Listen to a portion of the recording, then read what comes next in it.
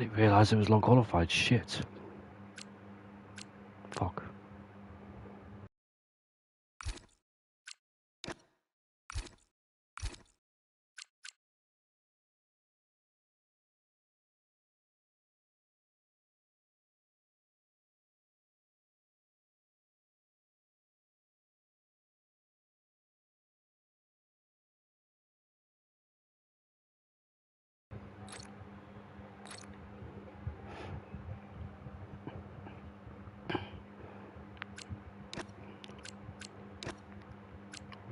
Long qualifying. Where's my fucking glasses at?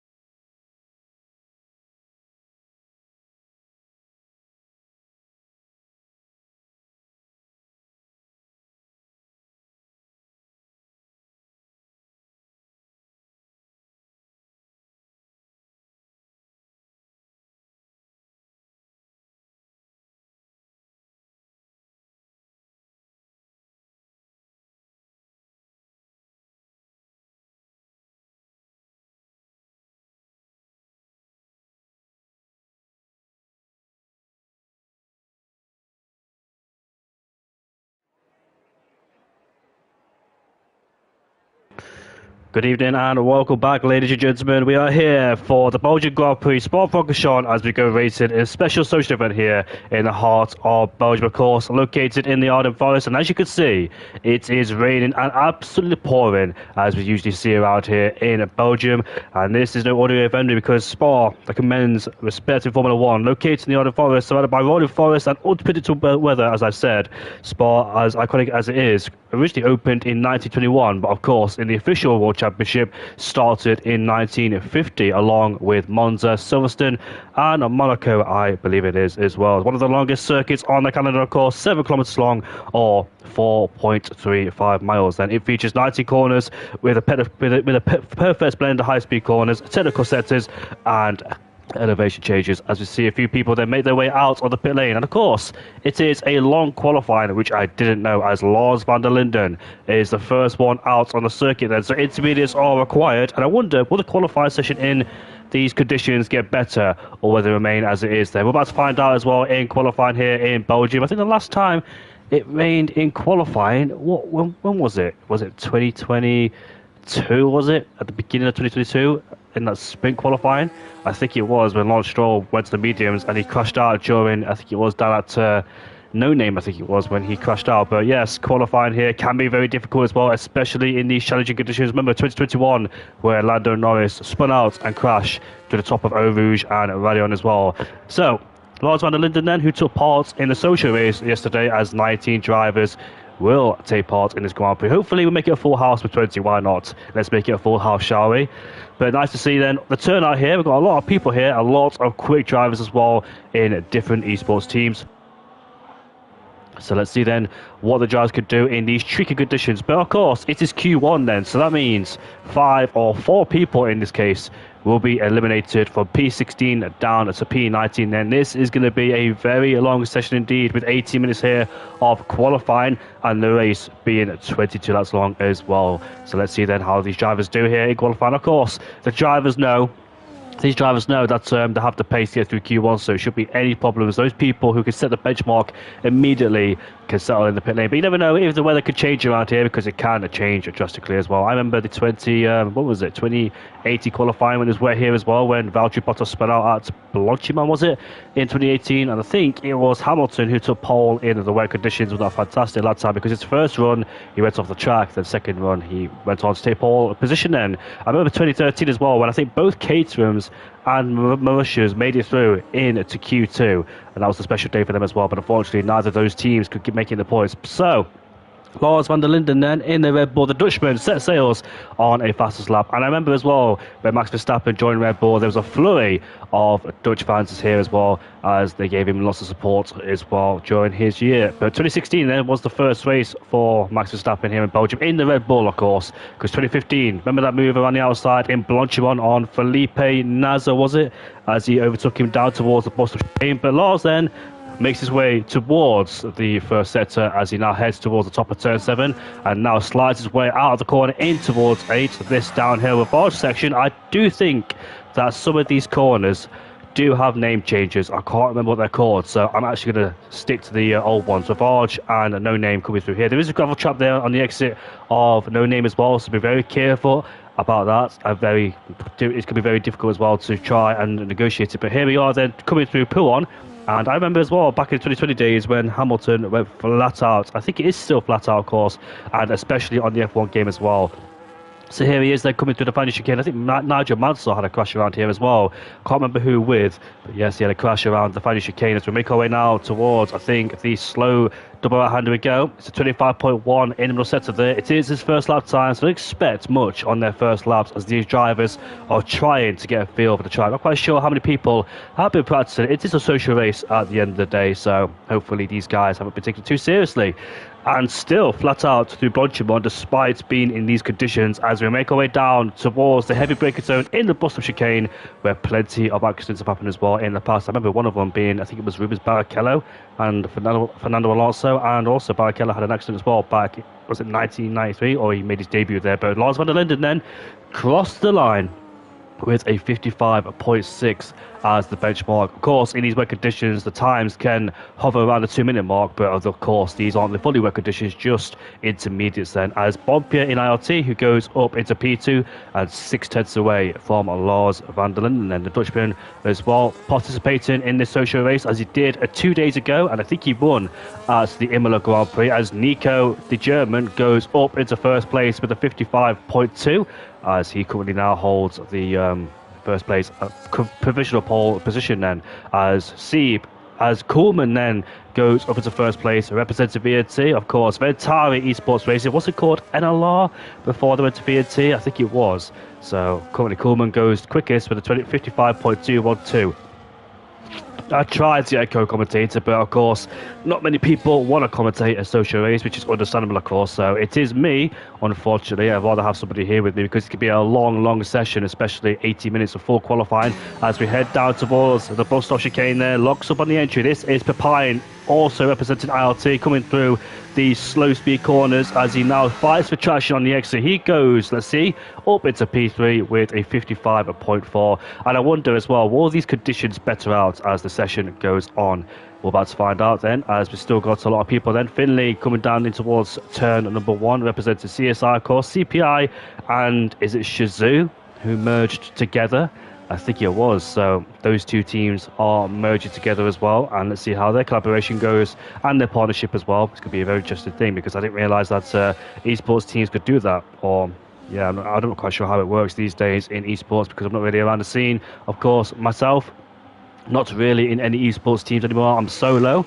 But yes, we'll see then how it all pans out. But Finley then coming through the top of turn 7, of course. I think he was PSGL's F2 champion, as he skates on the exit there on the curb, headed down in towards Ravage. We go in towards turn and taking the wider line, whether that's intentional or not, I'm not quite sure. But of course, you see drivers in real life do that, where they go around the outside there to get better grip as well, as Marlon goes up into P4 and Wild goes up into P3, representing the French team, as Finley then heads down in towards E. Doesn't seem confident going flat out there. We saw Lars van der Linden do, so I don't think Finley has the confidence to go flat out just yet, as Jerome goes up into P7 there with a 55.8, as Kuiper fan up into P9. Sieb just on the fringes of being outside the top 10. But remember, Q1 is 16th down to 19th, the people that get eliminated. So we're just looking to eliminate the bottom 4 before we progress into Q2 and Q3 as Thomas goes up into first place with a 54.9 and he's 3/10 quicker than Coleman in P2. It's going to be very interesting about the track evolution here as well. When it get dry, because I've seen scenarios before where the conditions get better and better throughout the session in Q2 and Q3. Could be a case where it could be that the track conditions get absolute peak as well. Finley there in towards the bottom of chicane as he out exits the corner. Let's see a bit of a slide on the exit. He crossed the line now to go up into P7 ahead of Lars van der Linden. But of course, as well, in these inter conditions, you can do multiple runs as well because the tyres don't overheat like the soft powered tyres do for instance. But Lars, look at that. Major improvement, 1.2 seconds then. And I can see him taking pole away from Thomas as well as he now heads towards Blanchimont. Use the battery he has left as well. He's only got 1 lap of fuel left as well in the car, as you can see on the MFD at the bottom of the screen, as he now heads towards the braking zone, coming down towards the Boston chicane. I do find it, Lars unfortunately invalidates. They're not really commonplace. You see people invalidate on the entry towards the Boston chicane. So he heads back in the pit lane. Just a small mistake with big consequences as well. And I wonder who else is out there improving. We've got loads of cars out on the circuit as you expect in these conditions. And we're already past halfway point into the qualifying one. So that is a very interesting indeed.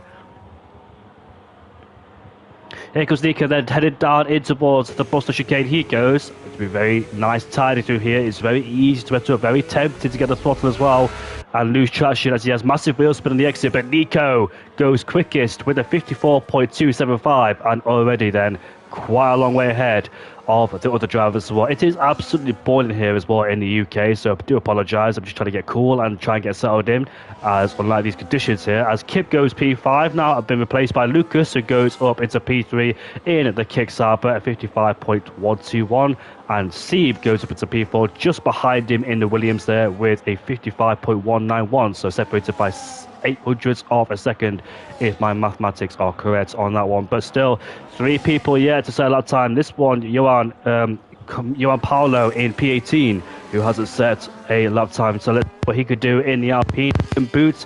And also Leon represented ILT, but he goes on the grass there. Is he taking the esports line through that corner there? But unfortunately got a bit optimistic on the grass on the entry towards the fast P1 section as well. We saw Giovinazzi crash back in 2019. We haven't really seen major crashes actually in P1, not a lot of them recently either. The main one I remember was Giovinazzi when he crashed into P1. And also, I think it was Leclerc who won the Grand Prix ahead of Lewis Hamilton, because that was a fantastic race between Leclerc and Hamilton. When Hamilton, Johan saves the car, he spins the car, he's in the gravel, and he's lost his end plates.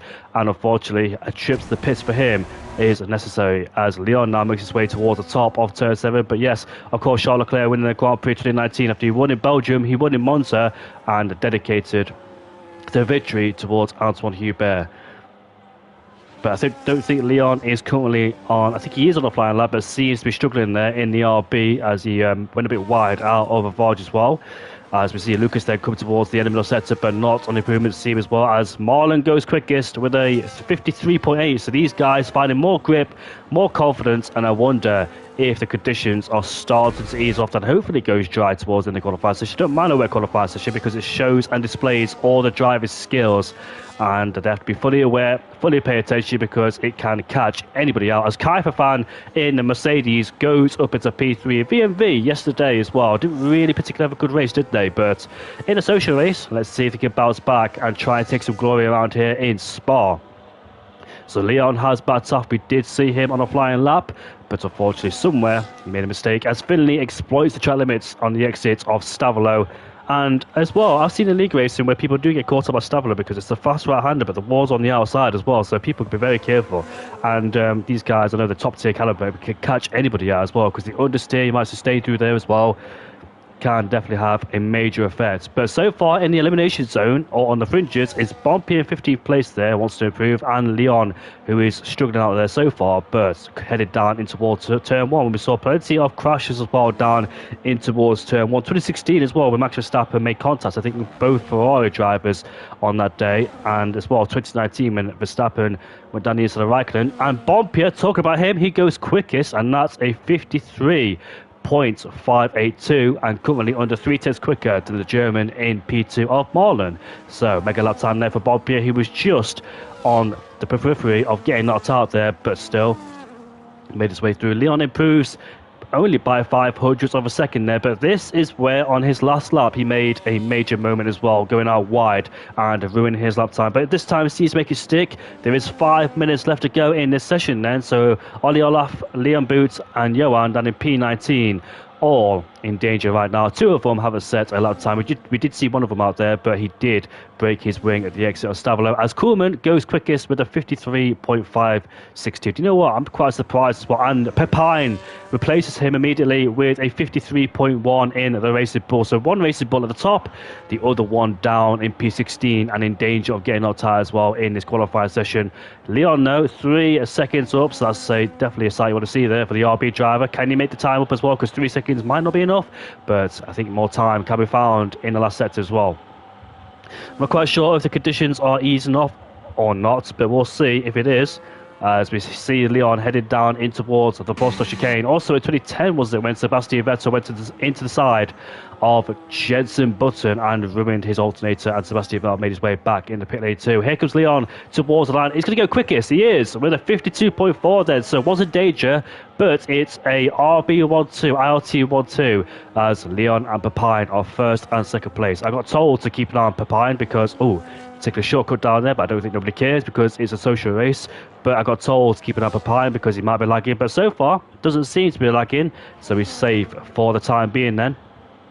The Frenchman Aurelius in P16 then, currently knocked out there. He did participate in the social race yesterday in the 5v5v5. Currently down there in P16 so far. Ollie Olaf in P17, of course, needs to find an improvement as well.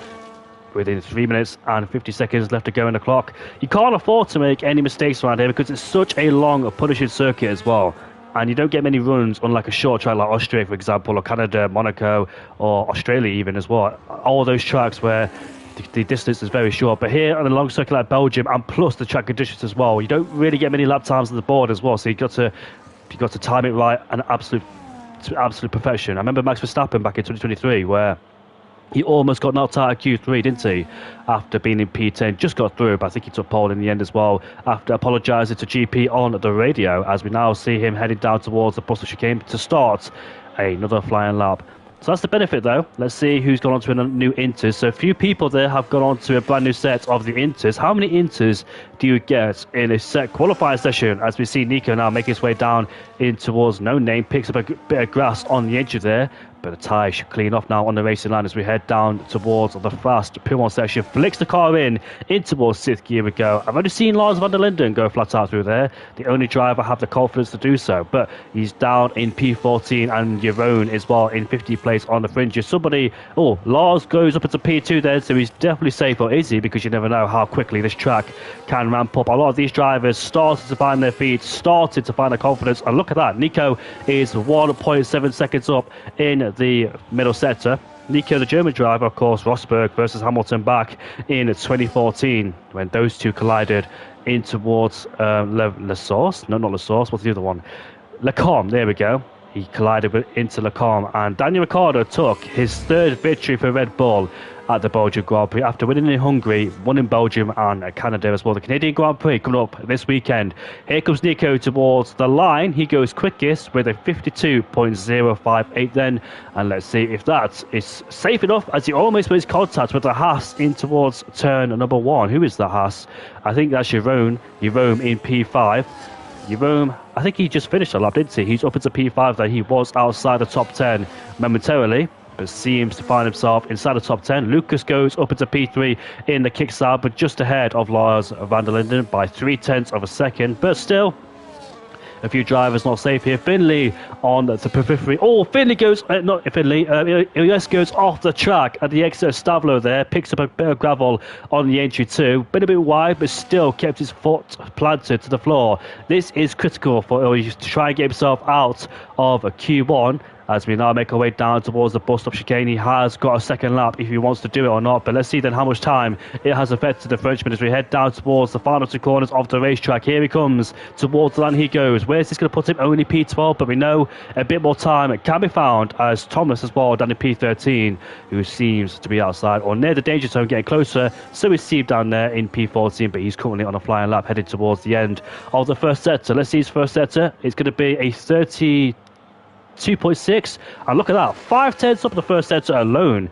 And Steve Gamer then, he needs this lap time. It's very important because this is his last flying lap. The dire stage of qualifying are starting to come as well, as we see Steve headed down in towards Rivarge at turn number 8, I believe it is. I don't really know the track by numbers, only names, as we head through no name right now. Gets a good exit as Steve then floats to the floor all the way down in towards P1 we go. No break there, just a slight lift off as he gets back on the throttle once again. The car seems absolutely planted and on rails as well as we head down towards the final chicane we go. Can be very difficult this one as well. Be very careful. I remember Antonio Giovinazzi as well, the exit of this corner where he crashed in 2020. Lost it all by himself and took out George Russell in the process. Ollie Olaf, unfortunately, has crashed at the exit of turn 7, where Fernando Alonso, I think, crashed in 2010. And he is out on his qualifying session. Liam Boots is also out as well. So the driver's in danger here. Finley on his last lap, 5/10 up in the first sector. So Thomas C. Finley, oh yes, Kaifer fan, who is safe around here? I'm not quite sure. But I think Steve would definitely be safe. It all depends, though, if the Dutchman can keep it nice, tidy, and hooked up in this final sector. In the final two corners we go. Get back to the throttle. Let's see where the time rewards him. It goes up into P2, just behind Nico. So I dare say he is definitely safe. Finley, though, my interesting one in P16, the F2 champion of last season, had after a hard-fought victory with Hazara and his own teammate of Fraser. Or was it Fraser who won? I think it was Fraser who won. I get confused between Finley and Fraser. Yes, both begin with F, but of course can be a bit confusing at times as well. So Finley then, down in P16. I think he finished P3.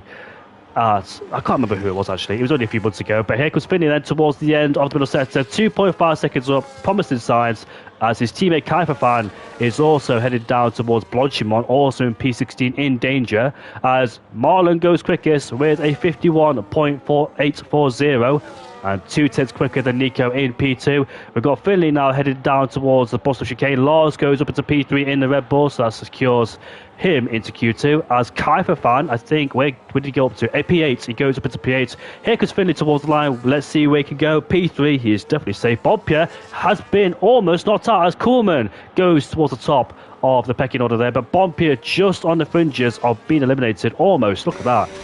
So close as Nico has joined the session.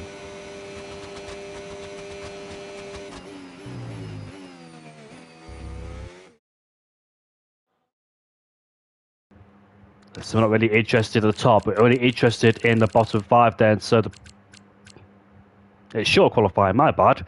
I've been talking like it's long qualifying because someone put long. Oh my goodness, man! I apologise. I thought it was long qualifying. I saw it. I made an absolute mockery of myself. But Kuhlmann then goes quickest he's on pole with a 51.576 ahead of Nico in the second place. Marlon goes up to P3, Finley, P4, Lars, Steve, Thomas, Leon, Lucas, Jerome rounds off the top 10 there in the Haas. So it is short qualifying. For some reason, I thought I saw the setting switch to long qualifying. I thought it was long qualifying. So my bad.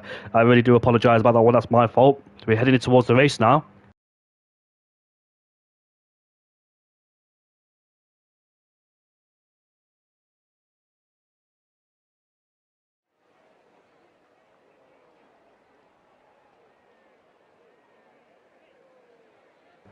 Luckily for us, it is a dry-wet race. A dry-wet race, that doesn't even make sense. It is a dry race around here in Spa then. So these drivers who took the punishing in the qualifying session in the wet can now enjoy the sunny race here in Belgium. Michael Schumacher has the most big victories around here with 6 wins, with 87 with 5. Jim Clark and Raikkonen with 4. Kimi Raikkonen gets called the King of Spa as well. I remember Giancarlo Fisichella, who took pole back in 2009, and it's the Aston Martins on pole as well, who were Force India back then. So Force India then, who took pole around here in 2009, and unfortunately for Force India, couldn't convert it into a win because Raikkonen had the pace to take his 4th victory around here in Spa. Lewis Hamilton also has 4 victories, and Max Verstappen has 3. The last ones in 2021 and 2023, because last year it was Lewis Hamilton who won the Belgian Grand Prix when George Russell got disqualified from the race due to being underweight. And Hamilton took his 2nd victory in 2024 along in Silverstone as well. Let's see then what happens. Remember 1998 with that 30 car pile-up on lap 1, one of F1's biggest crashes, and also Michael Schumacher collided with David Coulthard in the spray, heading down towards P1, and Schumacher stormed off to see Coulthard, and the angry German wasn't happy whatsoever. Down to turn 1, we've seen some major crashes. 2012 being the most memorable out of all of them. Romain Grosjean caused the first lap crash at the source, taking out Hamilton, Alonso, Kobayashi, Maldonado, and Perez as well. Kobayashi had a blistering start, I think, or did he fall backwards? I'm quite sure, because I think Maldonado jumped the start, didn't he? And he still got caught up in that first lap incident as well. There is no formation lap. We're about to get straight into it, and let's see what happens as the lights are underway for the social race here in Belgium. And looks like the Aston Martin got a good start. The Alpine stationary as we head down in towards turn 1. Here's a dive bomb move on the inside. That's Marlon going for the lead immediately as he's left his teammate under pressure in the clutches of Finley and Nico behind as well. There's a Red Bull in the gravel. That's Lars van der Linden, who is dropping a few places there as Leon is fighting with Lucas as we now head up towards Eau Rouge and Radio Miguel. This is going to be a big slipstream heading down all the way down to the Camel Straight in towards Lafarge.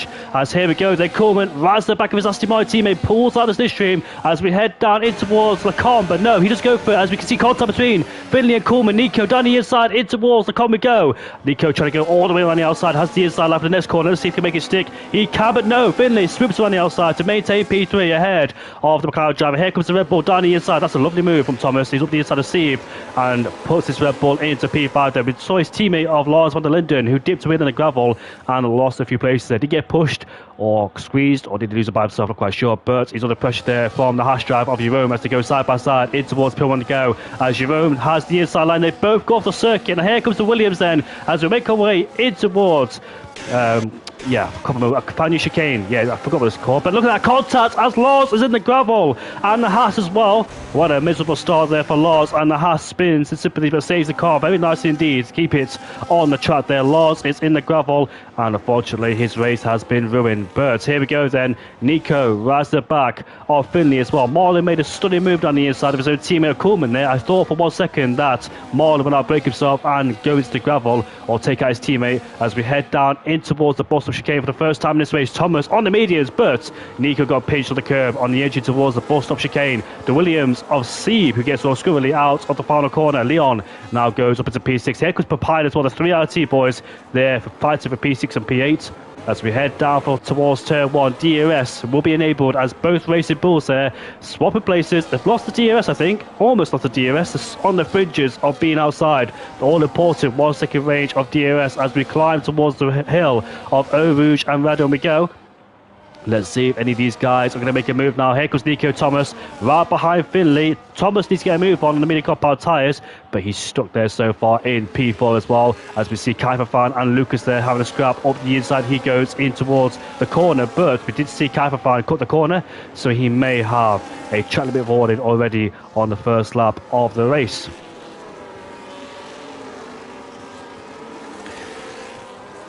So the most gained and most lost, if I can find it. You know what, I've been commentating for so long, I still can't even find the most gained or lost. But here we go then, as we see Lars van der Linden, who's down by 11 places there. He did start in 5th place, sorry, and he's been shuffled backwards into P16. As the biggest gainers so far is Pepine, who's up into P7, and Kip as well, who's up into P12. So those guys have made the biggest ground. Jerome has lost 9 places. We saw him on the first lap making contact with Lars in towards P1 and effectively pushed them down all the way towards the back end of the field then. So a lot of work to do from there. Do they have the pace? A chance for safety car can be quite high around the track of Belgium. So far, it's Aston Martin 1-2 of Coleman and Marlon leading this Grand Prix ahead of Finley. And Thomas, of course, is on the softer medium compound tyres then, but seems to be in no man's land now as he's stuck behind the people on the hard compound tyres as we head down in towards turn 1. Of course, you'll see this big DRS train, but dirty air is definitely effective as well in this game, so might catch a few people out as we head down towards turn 1. Bompia, and we've got a few people there swapping places. Ollie Olaf and Iwao for P14.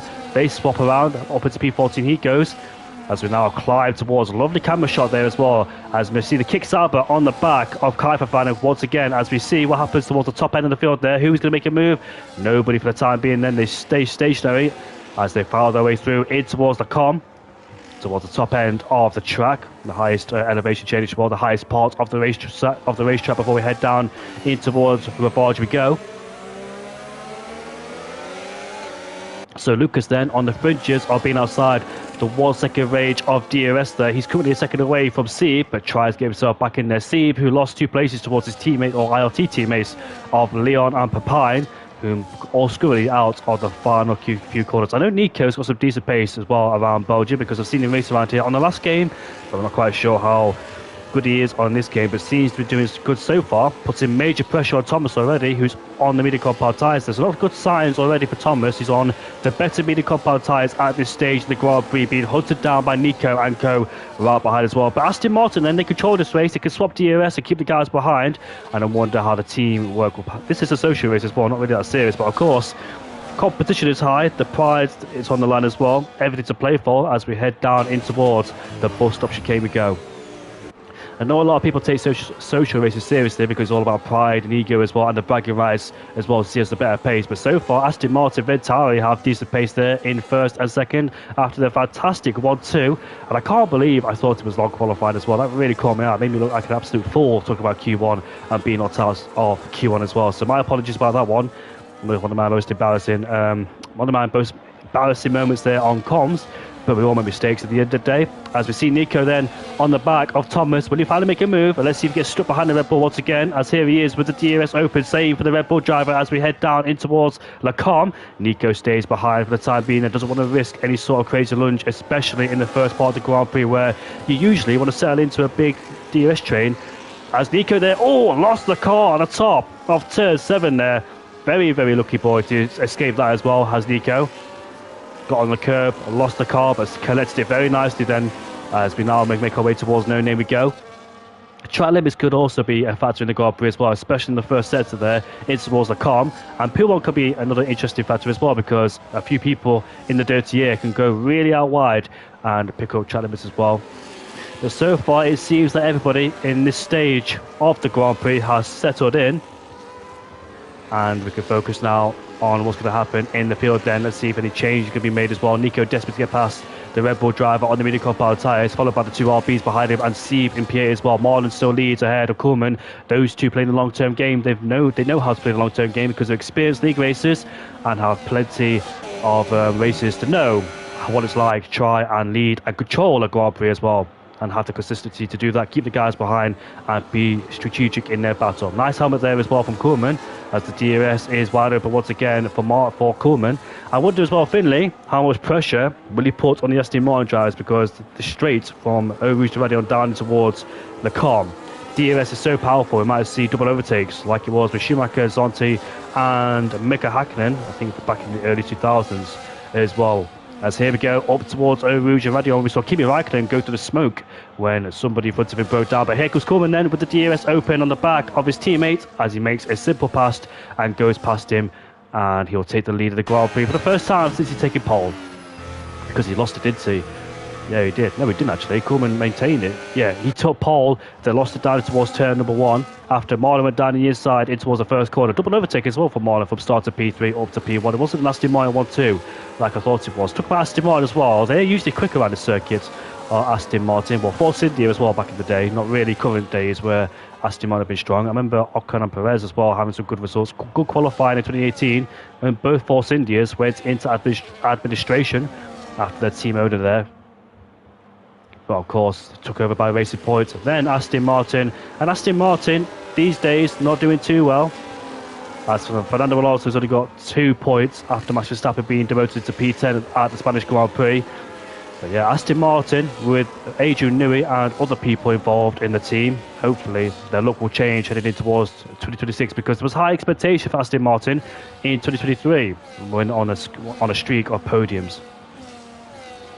Look at the speeds they carry through as we head down towards the bus stop chicane we go. Look at this, then we can see that Leon's right back at Nico, headed down in towards the chicane we go as he taps the back of the McLaren driver there, or the Red Bull driver, shall I say, as we exit the final few corners.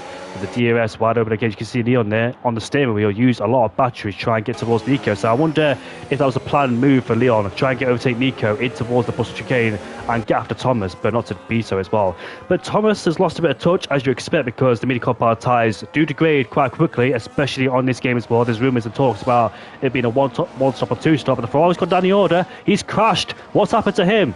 At the exit of turn number 1, but back towards the front because Finley is right to the back of the Aston Martin. You can see pulling on the slipstream as we head side by side in towards the column, late at the brakes, and he's up into P2. What a stunning move there to split both Aston Martin drivers and put himself now into second place and focus on setting sights on Coleman ahead of us as well. Nice move there. Marlon there tries to defend with the DRS, but he couldn't do so, and Finley with the late braking skills goes up into P2. It does look a bit cloudy out there, it must be said, so I wonder if rain might impact the circuit, and if it does arrive, when will it? Because if it arrives now, it might benefit Thomas because he's on the mini compound tyres, but if it arrives later in the Grand Prix with the hard compound tyres, it might benefit them. But or let's just say it might not arrive at all.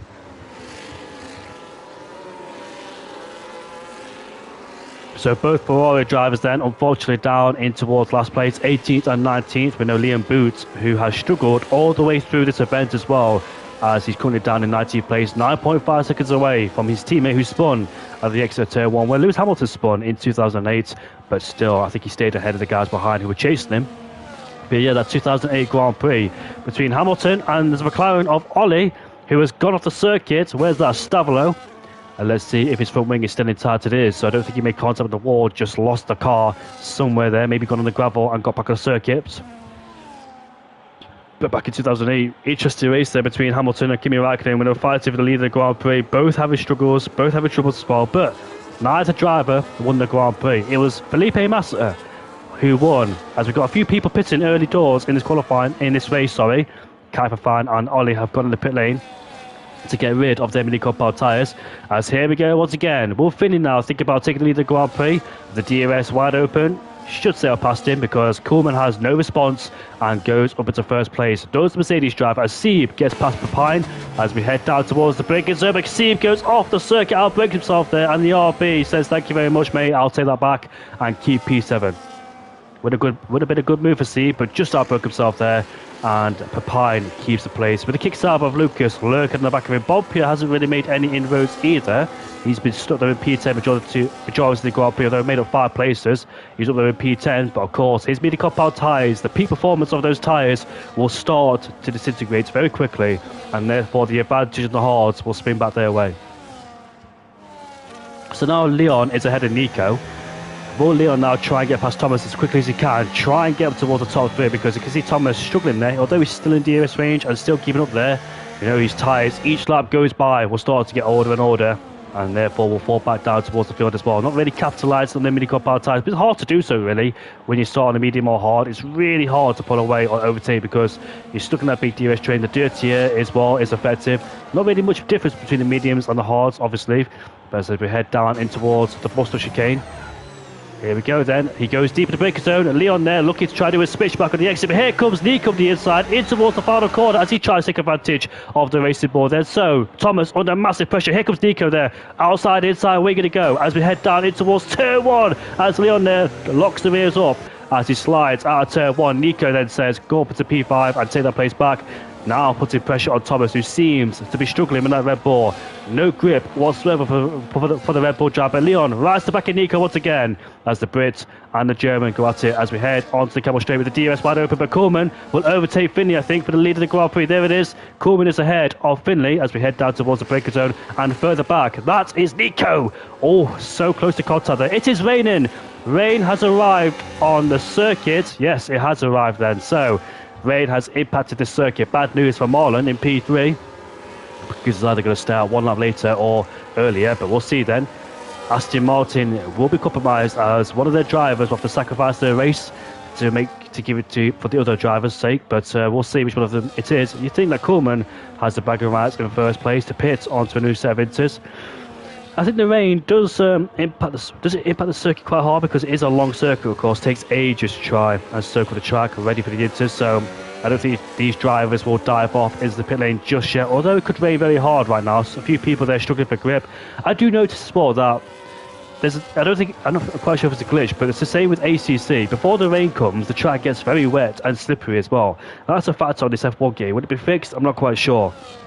Because I was in a social race, actually racing for myself, and I thought the track got greasy and wet even though it didn't rain. And then eventually the rain came, and I won that social race as well. But off the track goes Finley in the background there, going off the circuit as we got a few people diving off in the pit lane as well.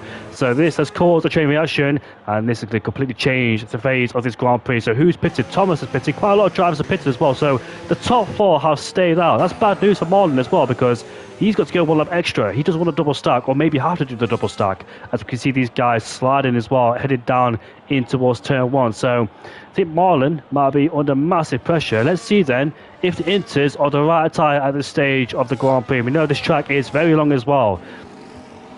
It's a long circuit. 7 kilometers long, 3.4 miles long. Or 4.3 miles long, sorry, as we head down in towards the Coleman Go. So Finley, with that big mistake, has lost the DRS towards Marlon and Coleman as he went straight off in the background. DRS has been disabled, so the people who are pitted on the Inters, as Bompia gets a 3-second tyre penalty for exceeding track limits there. But who's that? Nico drifting and sliding there. These guys, who have stayed at 1 lap later, have been heavily compromised as Finley dips the wheel in the gravel there. And in the background, the Sauber does the same thing of Lucas as well. So the Aston Martin pair, who are comfortably leading the Grand Prix, unfortunately will have to pit and lose a lot of time. And I dare say Marlon might have to do the double stack, because if he stays out 1 lap later, he'll lose too much time. So might as well do the double stack now, unless the safety car comes out for whatever reason. If somebody puts it in the wall or spins like Olaf has, but rejoins safely on the track there as he gets going once again. These guys really struggling as well in these conditions. Reminds me of 2010 as well, 2009, when it started raining and plenty of people went off the track, especially down towards the Buster chicane. Rubens Barrichello actually outbroke himself and collected Alonso in the process as we head through Blanchimont. But these guys have lost so much time as well. So much time has been lost, and the Aston Martin spins out of Coleman. Oh, there's contact between the two! And let's see which one of them gets in the pit lane first. Nico gets a 10-second time penalty, but Marlon gets in the pit lane ahead of his teammate there. And who else has spun in the background? That's Finley, who's gone for a spin as he hits the wall on the entry towards the pit lane. So the top 4 have all made big mistakes, either it's contact or penalties. And that is going to be a massive shame for their race as well. A huge blunder for their race, and somebody else in the background has gone off as well. That's possibly McLaren of Ollie. So Thomas, who started on the mini-car powered tyres, finds himself in the lead of the Grand Prix. So his strategy has paid dividends for his race. 12 laps left to go in the Grand Prix. The gap's 2.7 seconds between himself and Leon. Sieb is further back 1.5. This is played into the hands of Thomas beautifully.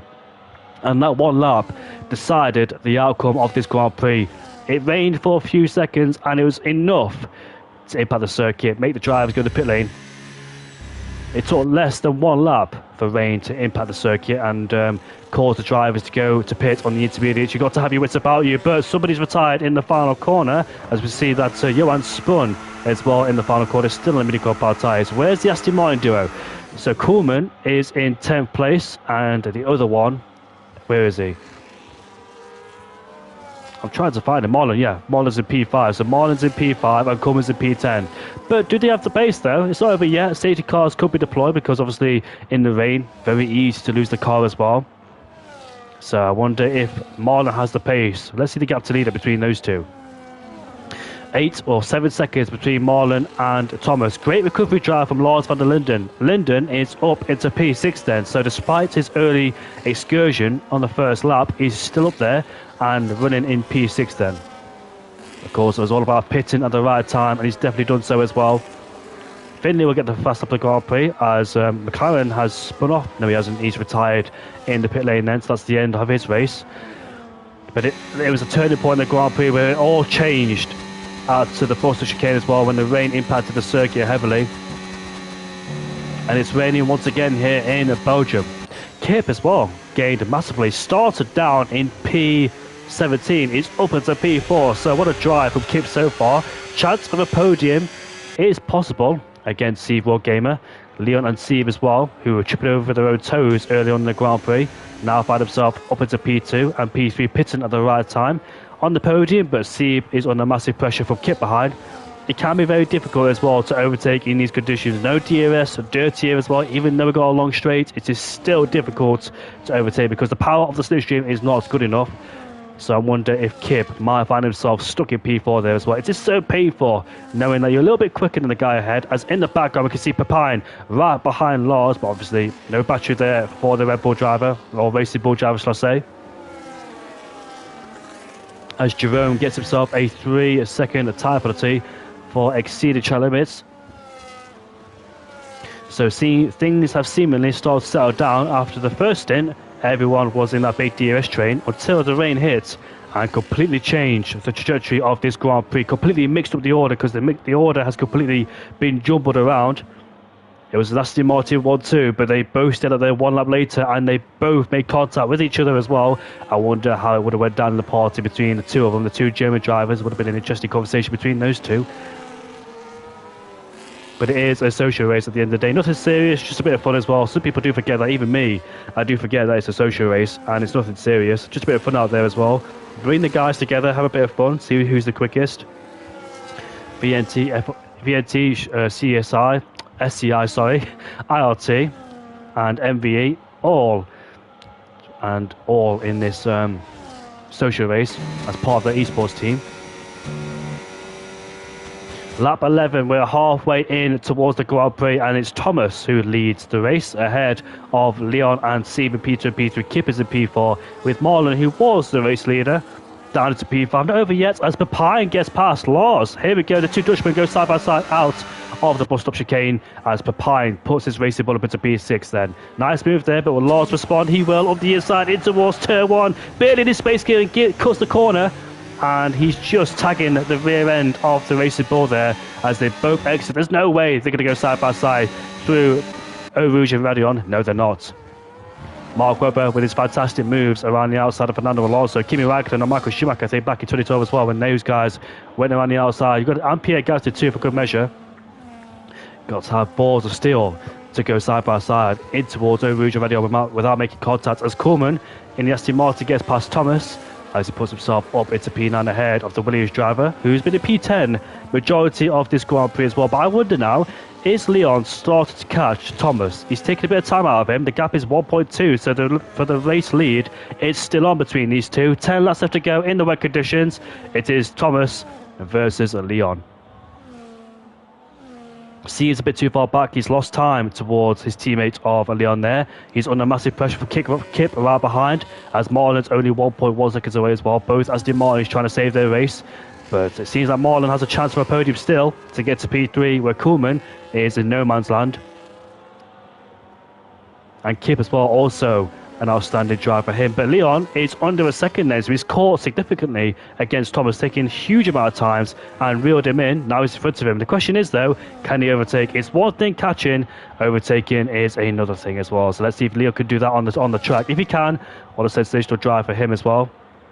Started down to P8, fighting with his teammates Pepine and C Royal Gamer, as Coleman gets past the Frenchman of Ivoire. Puts himself now into P. That's before Blanchimont as well, so great move there. As we head down towards the Bus chicane we go. So like in qualifying, these guys have got prior experience in the wet conditions because it was raining and soaking here in Belgium. And it's once again turned into another wet race as well. And here comes Leon then. Let's see what Leon does now. Now he's caught up. Is he going to think about saving battery and trying to overtake? As Thomas gets a 3-second time penalty for corner cutting in Eau Rouge. And now the question is, Leon will definitely win this Grand Prix unless, of course, he himself picks up a penalty. So not much pressure now from Leon. He is a driver. He will go for it. I don't think he'll sit in P2. Every driver wants to win on the circuit on the track. But in terms of racing here as well, I want to be very careful not to make contact now with the Red Bull because he knows that the win is on a silver platter as the Red Bull goes deep in the corner. How much risk is the RB going to take? Because dirty air as well in the wet conditions, struggling in the heat, low speed, high speed corners. I wonder how much risk he's going to take against the Red Bull driver now. But the pressure has been definitely lifted off the shoulders of Leon now. He knows this is his to win, unless something major happens in the Grand Prix, whether the weather changes, the safety car, or the guys behind suddenly catches up, or he himself makes a mistake. but he is destined to win this Grand Prix after starting at the P8 with a great strategy call to pit and has the blistering pace as well to match it. So Sieb finds himself with 2 drivers behind him of Kip and Marlon under pressure. Can Sieb? He's got a lot of work to do on his hands. Has Sieb Royal Gamer in P3, represented LT of course, was I think F4 and F5 driver back in PSGL, I'm not quite sure.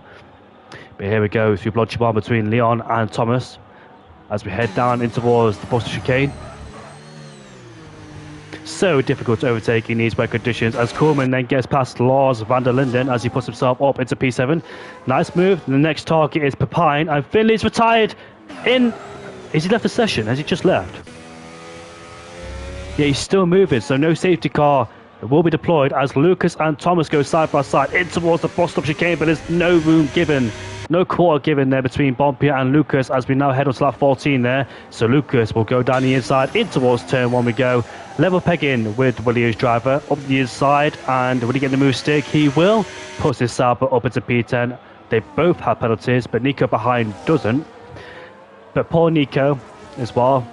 Stayed up there 1 lap too late, but you gotta be in the right tyres at the right time, as the famous quotes there from Martin Brundle. Be in the right tyre at the right time, and unfortunately those guys weren't. But here comes Bompier back on the kick Sauber as we head down in towards the com. Let's see. Nah, he can't do it because the Sauber breaks later than the Williams driver. Back towards the front end of the field then. These two are dropping Sieb like a stone as Sieb there under massive pressure himself, but Kip and Marlon right behind too. Pepijn's losing touch towards Marlon. Koolman is catching up towards Pepijn. Lars van der Linden too is in P8 catching towards the RB driver. We did see a battle between Pepijn and Lars, but they're still there, although being a second out of it as well for good measure.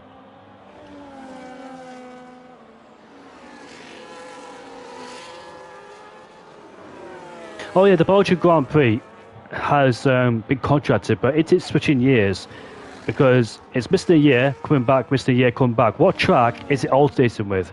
That's going to be a very interesting question as well. I do like Belgium. It's a classic circuit, an old school circuit as well, with high speed corners, the longest track on the calendar. Koolman gets past Pepijn, but here comes Leon then, very close in towards the braking zone, but how much risk? A lot of risk as we head down towards the Boston chicane. He's out of control, cuts the corner, but still keeps it on the track there. That is super close there. Could have got himself a warning for that one.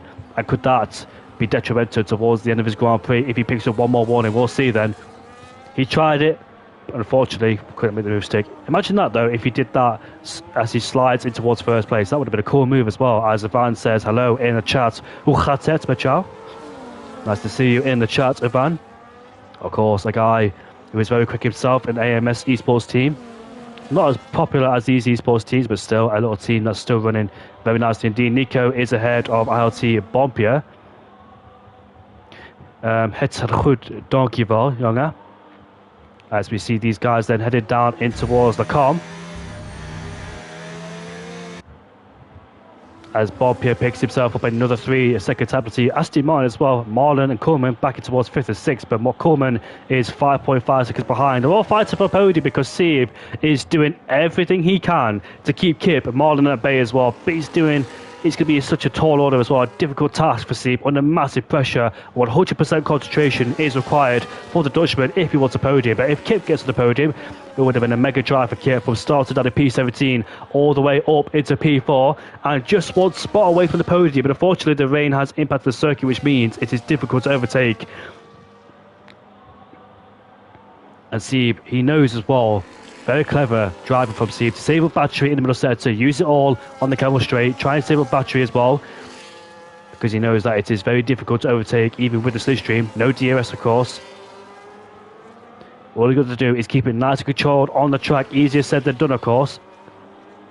And Leon rides the back again of the Red Bull driver. Here we go through Blodgepon. This time he's going to make a move. He is. The battery's been deployed. He's up the inside in towards the Boston chicane. Let's see then, a bit late to the brakes there. He locks up and still makes the corner. They go side by side as they make minor contact between the two. Let's see then, Leon there on the outside. Will he get a better exit? Then Thomas. Let's see then as we head down in towards turn 1, the wheel to wheel as we head towards the first corner. But surely you think that Leon gets ahead in towards the first corner on the inside. But yes, as Thomas finally yields. And Leon has been released up into first place. Leon now is our new race leader. The Brit doing a mega job for ILT. Not over yet though, because Thomas is still there.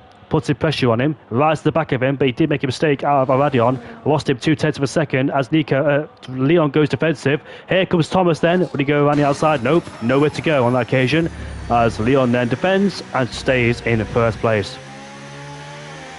A mighty valiant effort there for Thomas, but still Thomas could be on the podium here because the gaps, I think Thomas should start thinking about behind him now. There's no point attacking Leon because Leon doesn't have a penalty. So I think for Thomas's sake, he needs to focus on keeping that gap over 3 seconds. Make sure he don't make any mistakes because him going side by side with Leon was very risky for his race. He could have lost a lot of time, but still the gap's like 5 seconds as well. So Thomas got a 2-second buffer over Sieb so far. I think for Thomas as well, just thinking about P2 in the Grand Prix, not making any risk or not making any mistakes as well, not making any moves against Leon. Sieb, however, doing a mega job to keep the two behind him. Marlon stuck there in P5. He caught up by a rate of knots, but unfortunately he's stuck there behind Sieb and Kip.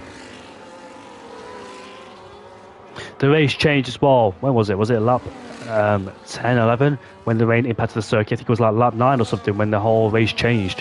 When the rain came down heavily on the circuit. Some people stayed out, and the people who stayed out cost themselves dearly as well, massively. Lost a huge amount of chunk of time. And those people who were in the lead of the Grand Prix are falling down backwards into 5th, 6th and 11th as well. As we fire through the Bristol chicane, once again then, Thomas has kept that gap stabilised, 5 seconds between himself and Sieb, so I don't think Sieb can do anything to try and get Thomas. His main target is keeping the 2 cars behind him at bay.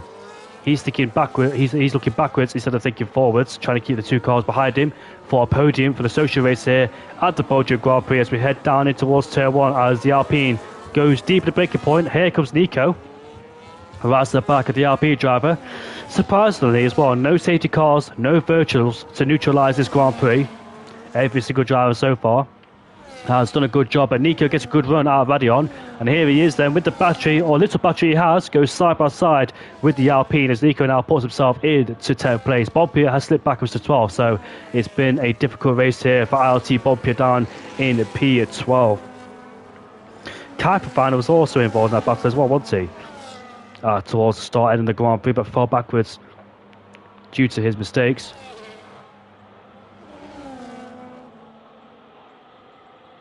Things are starting to settle down. There is 5 laps left to go around here in Belgium, so the race ticking down. Not a long way to go now for these guys who may be exhausted from the rain with 100% concentration.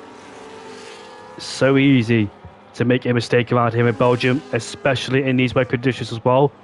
Picking up penalties, losing traction in the exit corners, outbraking yourself. Got to make sure you have your wits about you and have cat-like reactions. Use your natural ability. And so far, these guys are doing a mega job. 16 drivers still left in this Grand Prix. 3 have retired, including Finley, who retired 3 laps ago when he left the session. But Leon has definitely got some pace in that racing ball because he built the gap over 1 second. Now the gap is 1.3 seconds then.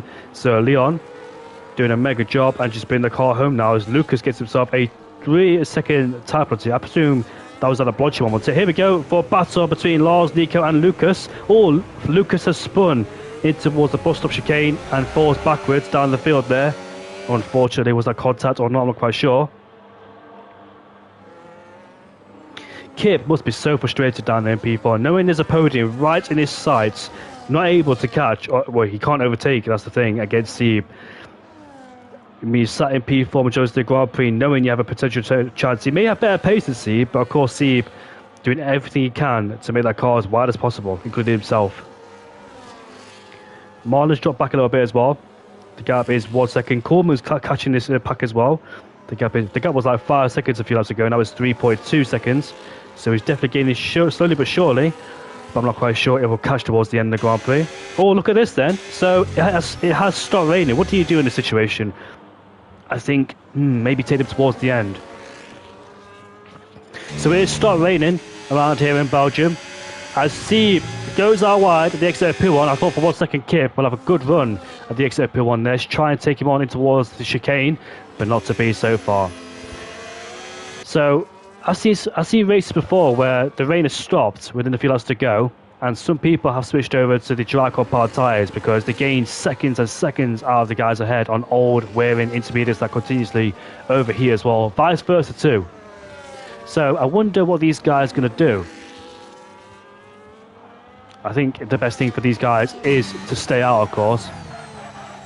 But it is a long circuit. Anything could happen. These guys will stay out. I don't think there's no point in pitting now. But Steve, however, is pitting. Steve's pitting then. This is going to be a set of the soft compound tyres. A reminder to you all, it was raining in qualifying. Every single driver has a brand new set of the soft compound tyres. Is this a blinder or a stinker for Steve Gamer? He's given up a podium for a brand new set of soft compound tyres, but will it pay him dividends? But this is mediums. Medium compound tyres have been attached to Steve's car. And Lucas has retired from the race as well in the pit lane, so no safety car will be deployed. But why Steve on the medium compound tyres? That's going to be a huge dent as well. The soft compound tyres surely can make it towards the end. I don't think Bompier will fight his teammate. And a safety car has been deployed. A safety car has been deployed because a Ferrari's out of the Grand Prix.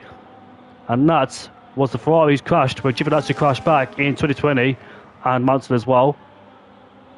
He is out of the Grand Prix, and this has completely wrecked and destroyed Steve's race as well, looking to try and hunt those guys down.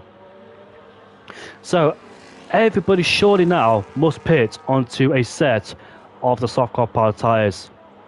And Steve will be absolutely furious. A few Dutch swear words, I dare say, for him, with that safety car coming out. I think Steve might be joined behind the guys who was fighting like Kip and Marlon. And he just came in the pit lane and a safety car was deployed. So could take out any time towards Kip, Marlon or Koolman as well. So that is a huge blunder for his race. Completely destroyed and wrecked his race. Of course, he made the choice to pit, but at the same time, you don't know when safety cars are coming out. It's not in your control. It's in other people's control whether they make a mistake or not. So you have no idea when a safety car comes out. And the safety cars came out within the last 3 laps of this Grand Prix. We just transitioned over to the dry period. And it's going to be a sprint race from here all the way to the end of the Grand Prix.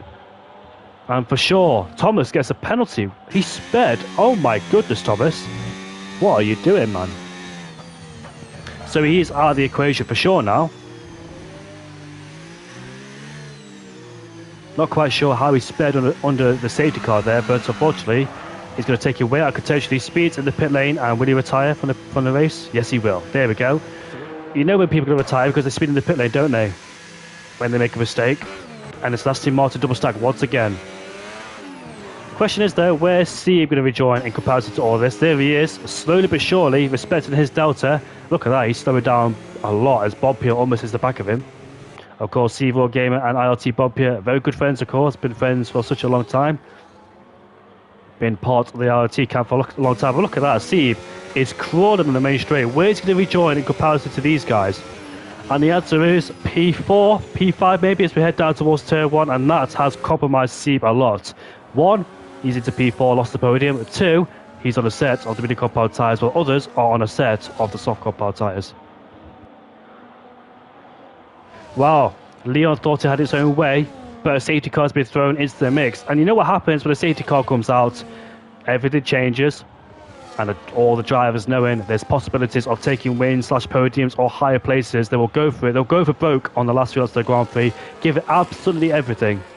So I can't wait to see what happens when the safety car comes in. But however, while the safety car is out, I'll take this opportunity to go to the toilet and be right back.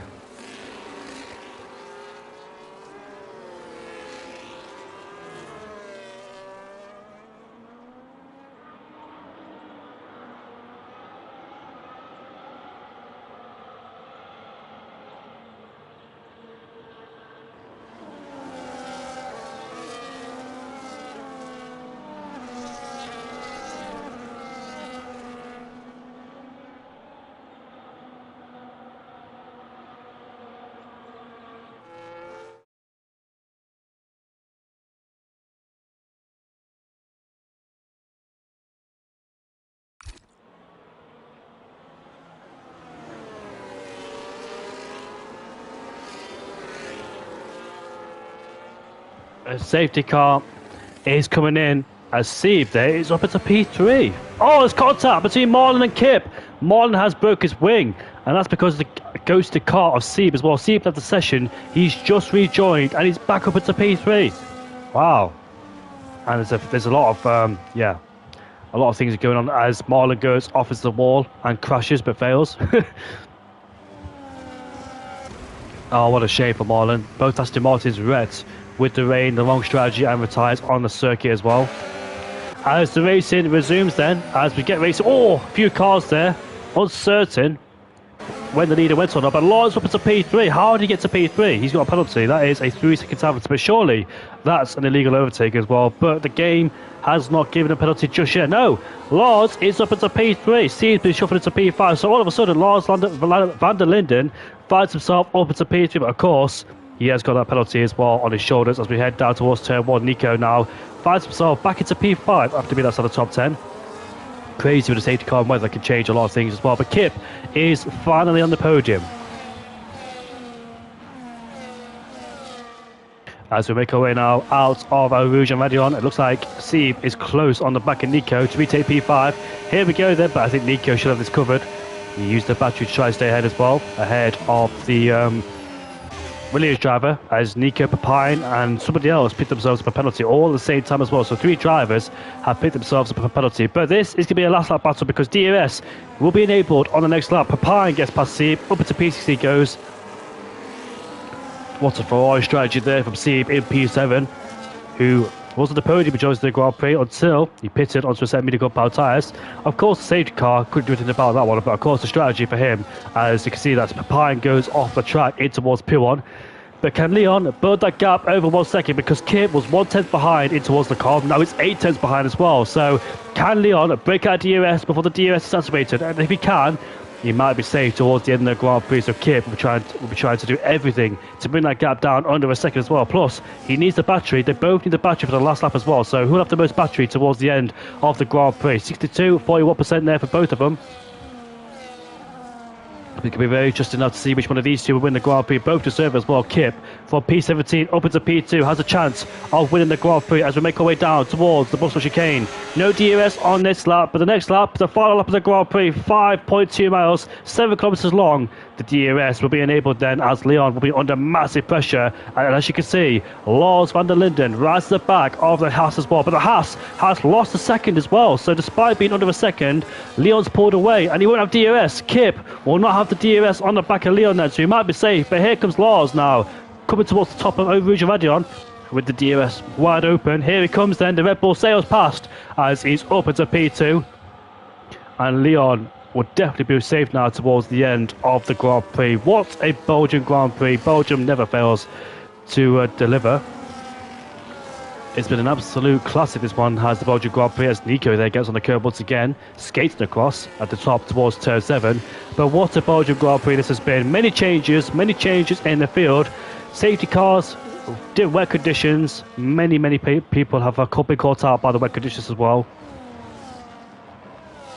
But the gap is 1.3 between Lars and Leon, but of course Lars has a penalty as well. Could Lars be in the podium? Not quite sure. Sieb in P7 there. What's the gap between Lars and Sieb? Who's going to end up on the podium? Would it be Lars or Sieb? We're about to find out in a few moments' time. But Leon then, who started down in P8, fighting with Papine and Sieb. Oh, Lars has spun and hit the wall! And he's lost his way too for good measure. So Lars will definitely not get a podium either. Oh, a bit ambitious there. Used the battery at the exit of Stavolo, got on the curb and spun the car around. So he's definitely not going to finish on the podium. Sieb, out of all of that, will still get a P3 despite what happened. He's actually going to make a lunge up a Pine. Here he is towards the Bristol chicane, but back towards the front. Here comes Leon then, towards the final corner, heads towards the line. Leon wins the Belgian Grand Prix, but Sieb side by side with Papine. Papine beats him, but Sieb goes up into P3 with the penalties. So despite all of that, Sieb somehow still finishes on the podium. And what a Belgian Grand Prix for the social race. Mixed conditions in qualifying and the race as well. Started dry and we finished in the dry conditions as well, with a wet shower spell in the middle of it as well.